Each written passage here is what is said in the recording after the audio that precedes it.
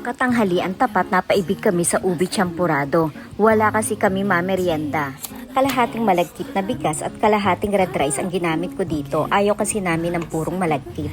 Hugasan nyo lang mabuti ang bigas, pakuluan ninyo at kayo na ang bahala kung gaano karaming tubig ang gusto nyong ilagay. Matagal lutuin ang red rice at medyo makunat din ito kahit ito ay luto na.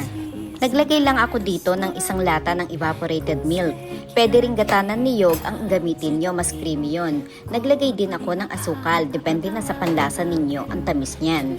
May natira akong ubi halaya, inihalo ko na rin, pwede naman po kahit wala nito.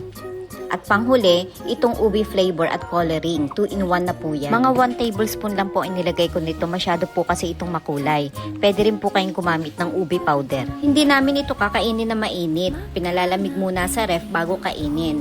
Tapos saka natin paliliguan ng kondensada. Wow, sarap kaya. Try nyo!